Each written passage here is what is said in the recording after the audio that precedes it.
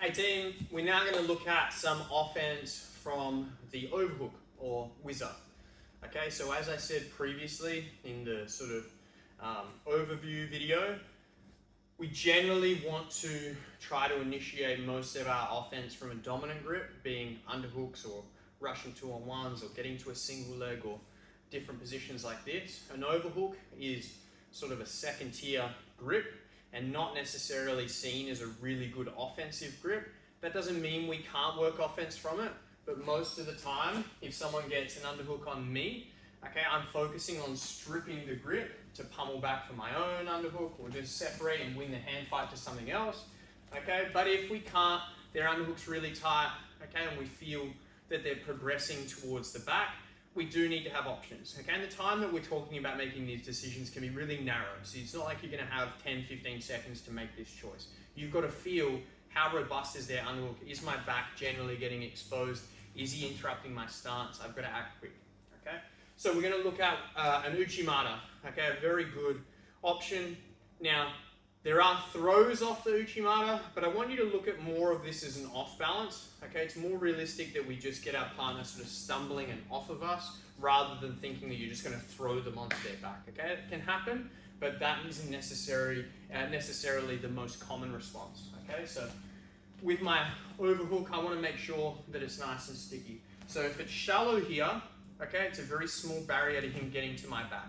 So I've gotta make sure I loop my overhook, all the way through, nice and deep. This is good, okay, with my fist through, but opening the back of my hand onto his chest and rolling my elbow through is going to shorten his underhook. He wants his underhook as deep as he can get it to control me. I want to shorten it by bringing my arm through, okay? That's going to buy me more time. So from this position, okay, the stepping pattern is what's important first. I'm just going to step in, okay, step in, back step. All right, step in, back step. After I step in and back step, then I'm going to throw that Uchi, okay, which is me in a pendulum action with my head and foot, okay, then moving together.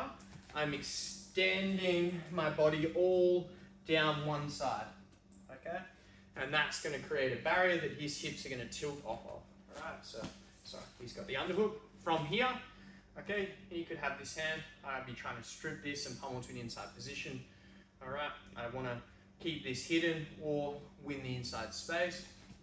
From here, stepping in, back step. Okay, as I'm doing that, I'm going to throw this shoulder forwards as I kick this leg back. Okay, now from here, if I was to do this so well that his back literally approaches the floor, and that's more realistic if I've got a good control on this shoulder, okay? So if I'm here, I might be able to actually like throw him down, okay?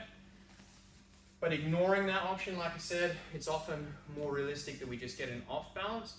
Okay, I've got a couple of options. I could pivot and then off of this, slide back to work to a front headlock, which is very similar in a way to the front headlock we saw from the previous video with the overhook, okay?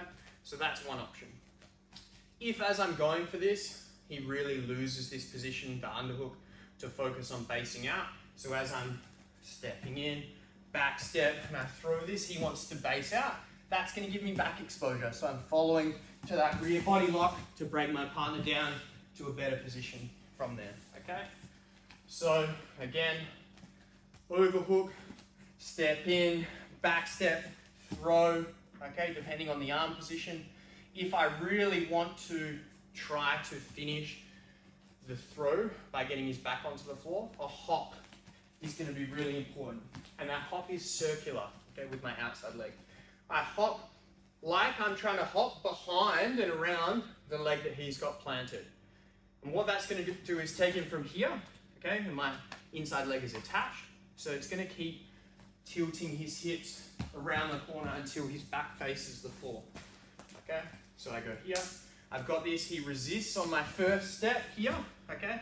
If I stay here and just try to like keep lifting, he might be able to step off and then work into the body, okay? I'm not at a great angle there, so I need to make sure that as I throw this, like I said, I'm trying to hop around behind his foot, which is going to continue to take his hip out of position.